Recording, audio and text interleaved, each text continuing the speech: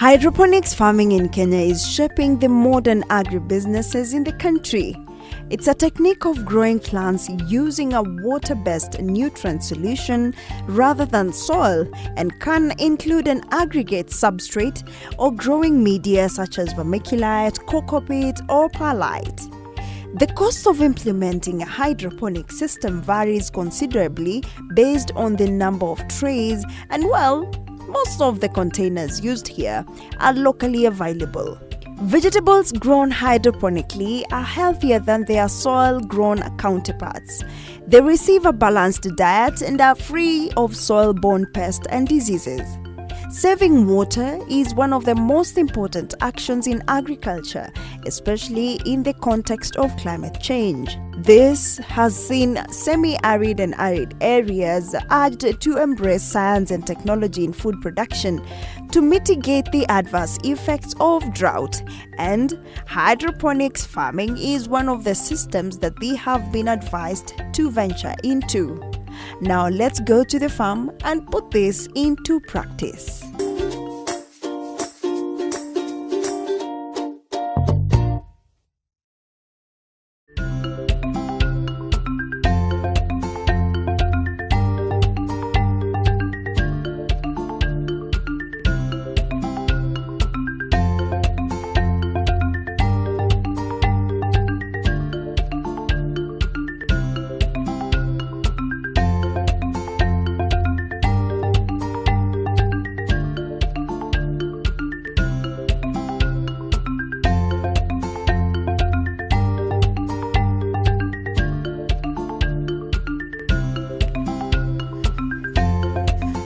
Hello and welcome to Kilimo na Biashara show. It's always a pleasure to have you with us today.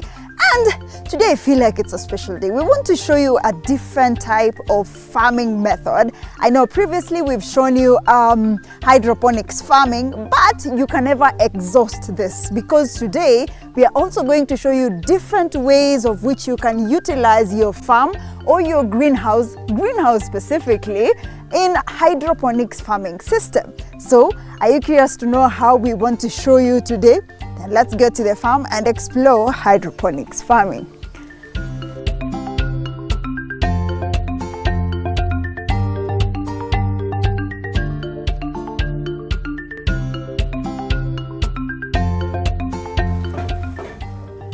Francis. Hi, Linda. Thank you so much. Let me close it first. How are you? I'm fine, thank you. No, we cannot say hi. You have to wash your hands first. Oh. Let us observe phytosanitary measures. Okay. Okay, biosafety measures. Yes. We make sure that you don't bring any fungal spores from outside. Yes. The crops here are very clean. They are devoid of any disease. Yes. So we don't want to bring anything. Yes. Yeah. I think I'm clean. Now I can greet you. Now we can say hi. So what happens here, Francis? I see there are 13 crops. Yeah, there are 13 crops. Here we have lettuce, spinach, white cabbage. We also have some herbs, like you can see we have thyme. We have also basil. Yeah, so the system that we have here can hold all these kind of crops. Wow, that is so nice. Now I'm so curious to see what happens inside in all these crops. Sure, karibu.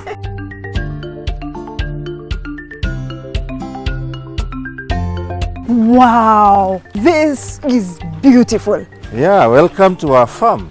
Whoa. Yeah, here we have an NFT system where all the crops you're seeing outside, now they are in this system. What's NFT? NFT stands for what?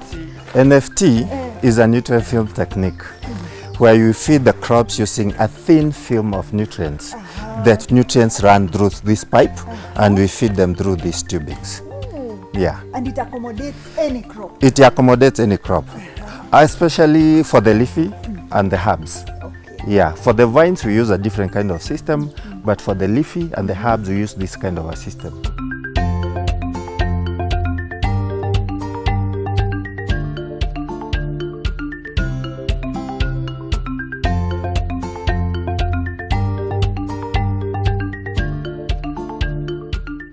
Francis, I see you have everything ready here. But now, even before we plant, I'm just curious to know how this business conceptualized. How did you begin? It's very interesting, actually. If you look at what you are facing, especially as a country with climate change and everything, and the fact that we also don't have a lot of land, especially if you look at areas to do with urban and peri-urban areas, we don't have land. So we have to come up with systems that can produce food economically and also in a way that we can also make money out of it. And the only way was to go up. So how do we do that? It's through hydroponic systems. And I've seen so many greenhouses here. You started with one or you built it all together? Actually, we started with, we had the one greenhouse here. It was actually wooden. Then eventually we changed it. Now we have this metallic one. And you can see, of course, the technology has improved as we go. And aside from starting with a wooden greenhouse, what are other things that are really necessary when you're beginning? Yeah, actually, it's very interesting because when you look at hydroponic system, you can actually domesticate it based on the area that you are in. For example, where we are, it's easy to get waste pipes. So this is what we use as grow trays together with the cups. And these cups, you can also replace them with yogurt cups if you don't have the muscle to buy this. Okay, you can replace this with yogurt cups. The other thing now you have to look at now is the media. The media, we have pumice and we have coco peat. As you can demonstrate, this is pumice and this is coco peat. This forms the media. This one you get it also locally. Any place with volcanic activity, for example, Longonot area, you are going to get this. Then this comes from the coast. So it's also a homegrown solution for Kenyan farming. Yes. And since you have everything ready here, let's give a demonstration to people who are really interested right now in knowing how to start. Sure. Okay, very good. So we begin. Yes, we begin. Yes. So here we have our cups. You can pick yours. Now you can see the cup already, it has holes perforated around to make sure that water and nutrients get in as the crop is feeding. Once you place it in the grow tray, it will be feeding. So which one goes in first? Yeah, so this goes first. This is a mixture of pumice and coco peat in a ratio of 60-40, where you have 60 coco peat, 40 being the pumice. Yes. The reason why we want our coco peat to be a little bit more because of the of pulling water and nutrients from the film of water that is running through the NFT. So we fill it to the top. Okay. Okay. So we fill it. Okay. As you fill it, make sure you compact it a little. Yes. Then you make a little hole where you're going to plant your seedling. Mine is ready. It's ready. So let me get you the seedling. Here we go. So which seedling is this? This is kale. So ni skuma. Not just skuma. Skuma is colored green. Oh. Yeah. But normally kienyeji they call it skuma matumbo, but it's actually kalikale. Leo nipeleka shule. Yeah. So we plant, and as you plant, you add your media.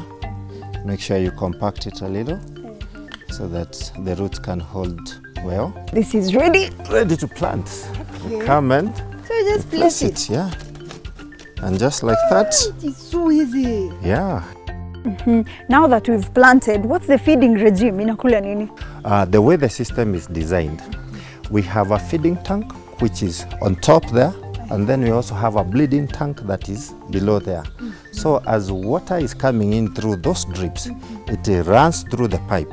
The crop feeds, and that's the reason why we are using coco peat, because of capillarity. It helps pull in water and nutrients. Then any excess water comes and runs out now through this waste pipe back to the bleeding tank. And you can recycle water over and over and over again, water and nutrients. That makes sure that you're not wasting water, you're not wasting nutrients. And the crop can grow to its full genetic capacity. Francis, so I know later on I'll be engaging the agronomist, but before I let you go, I want to know about the market. The market, actually, the way we organize it, even with our other farmers, we do contract farming. One of the mistakes that our farmers do is to farm without a market. You should always get the market first, then grow for the market. So we never grow anything that has no market.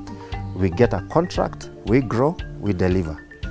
And what we also do, we schedule our harvest, we schedule our growing to make sure that the market is fed frequently and consistently, of course, yes. And since you have 13 crops here, I'm just picturing if it was in an open field, it would be in a big area. Actually, where we are right now, this will be an acre, piece of land. But what we have done within the small land that we have multiplied going up. Yeah, it's a very good system. Actually, everybody should learn about this. This is the future of production of food crops. Be it in nursery areas, be it in the urban areas, in rural areas, in peri-urban, you know, this is the way to go. Climate resilient way of producing food. I love the way you've thrown in the climate resilience because that's the way to go. Yeah, yeah. And we don't take for granted that you allowed us into your farm. Thank you. We truly appreciate. And the agronomist, we have to meet him. Yeah, we have very brilliant agronomists. Yes. They will be able to show you more. He's around, yeah? He's around, let's go. Okay, let's go meet him. This is beautiful.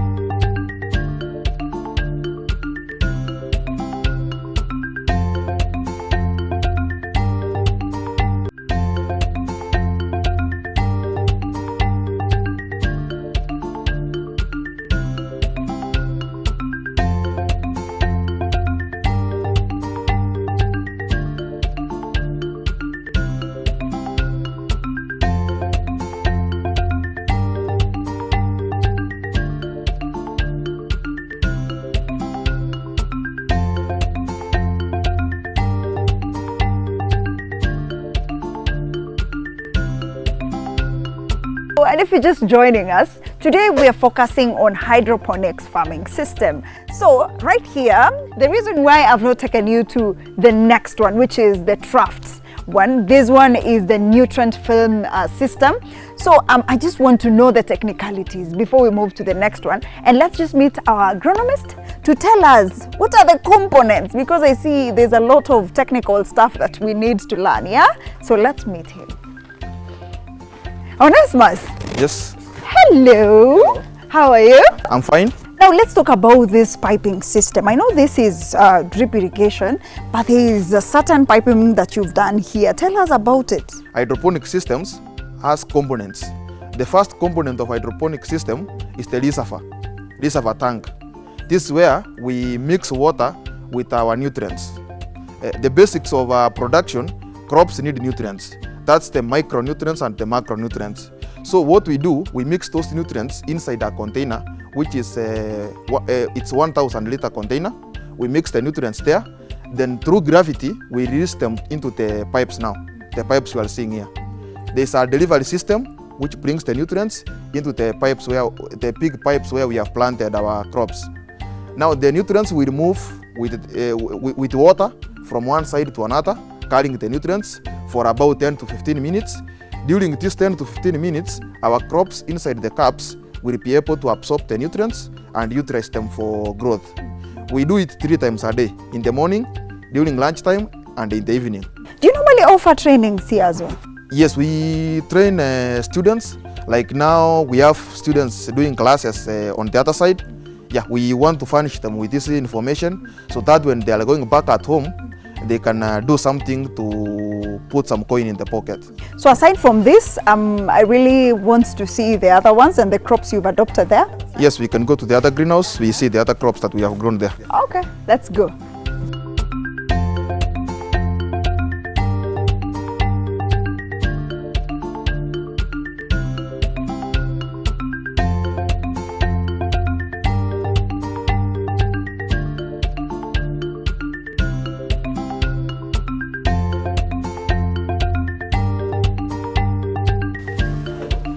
Allah, iko na carpet. Yes, there's a reason why we have carpeted this greenhouse. If you remember, this time I told you we are doing some trainings. So we like our greenhouse to look better inside than outside. Another reason why we are doing this, when we are harvesting, we don't want our produce to be contaminated. So that's a reason why we are doing the carpet. Wow. And for easy cleaning, if you want to sweep here, you can sweep. But the other greenhouses, you cannot sweep. This is really beautiful. Wow, I'm just looking at this and I'm getting chills. This is the trough system, and also the crops that we have here are the climbing crops as opposed to the ones that you could see them in a lower level. So Onesmus, tell us more about this trough system. Okay. On the other side, we are doing short crops, but on this side, we are doing taller crops. Like if you can check that side, we have a cucumber, we have capsicum, which can grow as tall as me. We also have tomatoes here, which are tall. Also, in this greenhouse, we have a trellising system already in place. Like now, we have the support system. On the other greenhouse, we don't. So we prefer doing these crops here, so that when we are trellising them, it becomes easier for us, and the cost we can minimize. So this greenhouse is specifically for the taller crops. Onesmus, since I see here, there is cucumber and tomatoes only, can you grow any other climbing crops together here? Yeah, other crops can be grown. The other climbing crops can be grown. But the reason why we are doing this ones in the greenhouse is because of the value. Like now the value of cucumber is higher. A kilo fetches good in the market. Same thing to colored capsicum and same thing to tomatoes. We also have, by the way, eggplant here. We have eggplant here which we are doing inside the greenhouse. So other crops can be grown depending on the value. Yeah, so if you compare between yours and someone who's doing it in open field, yours is quite high value. When we are growing inside the greenhouses, there's an advantage you have over somebody who is growing outside. Advantage number one, pests and diseases. We can control them. Number two, you can minimize the pesticides and the fungicides you are using. Number three, you can minimize the amount of water and the nutrients you are doing. Number four, fast growth of crops. These crops are like 35 days old after transplanting the seedlings. The same thing to these ones. They are like 35 days old. If you do the same outside, we could not be here. Because if you look closely, we have some cucumber which we will be harvesting in 2 weeks. I think the last advantage of the greenhouse is now that we have minimized the pests and diseases, where when we are selling these crops, we'll sell them to high-end markets. Like now, we have a supermarkets, high-end markets in Kenya, so they fetch more compared to somebody who has planted outside. And there's something like uniformity in ripening, in size, yeah. So that's an advantage. Allow me to take you back just a little bit, because you've talked about minimizing pests and diseases, but I'm curious to know which pests and diseases do you normally control here? Does it affect you? And what are the measures that you've put in place to curb that? The reason why the greenhouse is assisting us to protect the crops inside against the pests and diseases that can move. Like now we have a shade net there, which can only allow maybe the small insects. Number two, those are precautions which we take. Number two, precaution we take, we have traps. Like now we have one for whiteflies, another one for thrips, and another one for tuta absoluta. So what we do, we want to minimize the use of pests and diseases. When we are coming inside, we are trying to manage hygiene. Actually, the first thing when you come into the greenhouse, you open and close. Then we always discourage people from coming from another greenhouse or a farm to another farm, because you are likely to carry some pests and bring them inside. So we are trying to do hygiene, field hygiene, to minimize the pests and diseases. We also, using this system, if you are keen, you can observe there are no weeds. As compared to the other system, we don't have anything like weeds inside here. So we have minimized the cost of weeding. We do sprays when necessary. Like now, we have not done, we just did once. We did spray once. And if we are doing a spray, we do foliar spray to feed the crops from the leaves, probably when there's deficiency. So the cost of pests and diseases, we have minimized. we have cut cost. I just love the way you've utilized the space here, and I want to know this line, perhaps this line for cucumber that you have here. What are your projection or your expectations when you harvest? Because I see it's just one line. Okay, thank you. We are doing this one professionally, but the reason why we are doing bit by bit is because we are doing training, so that whoever comes in can be trained how we are doing cucumber, capsicum, eggplant, and tomatoes. But our projection is each plant should give us 20 kilos by the time it dies. All that's like in 3 or 4 months. So we are likely to get a maximum of 20 kilos from one crop, and we have about 200 crops. So we need to get like 8,000 kilos, if my math is good from this section. Same thing to capsicum, eggplant, and tomatoes. And is it a good practice to do intercropping? Because I see right here you have so many crops in one greenhouse. Is it a good practice? Okay, we don't encourage that one. We are only doing this one for the case of demonstration. As we told you early, we are going to go large scale from next month. I think the next time you are visiting us, you are going to find a greenhouse with cucumber only, a greenhouse with capsicum. For now, we are doing this one for demonstration and for training. Yeah, but it's not a good habit to intercrop the crops. Yeah, because if you have a problem in one crop, you might be required to spray a chemical which the other one does not need. Yeah, so you have to begin, when you are doing this, you have to begin to avoid pests and diseases. That's why we are taking precautions. Thank you so much, Onesmus. I've learned so much. In this show, we've done hydroponics before, but this one was quite a game changer. Thank you so much, Onesmus. We truly appreciate, and I've learned so much. Yes. Thank you so much. Welcome. Wow. And thank you for being part of the show. Tell me you loved the show. I loved it myself because I've learned so much. This is a different technique where you practice hydroponics in a greenhouse with different varieties of crops. You've seen the climbing crops. You've seen the other crops that can be grown in the trough. So this must be a good show and good for you to try this as well in your greenhouse or in your backyard. It's a simple setup, and you can use also locally available containers like your yogurt containers. You can also make this thing, you can make your hydroponic system in your own home. So thank you so much for being part of the show. My name is Linda Koskei. See you again next week for yet another amazing show of Kilimo na Biashara.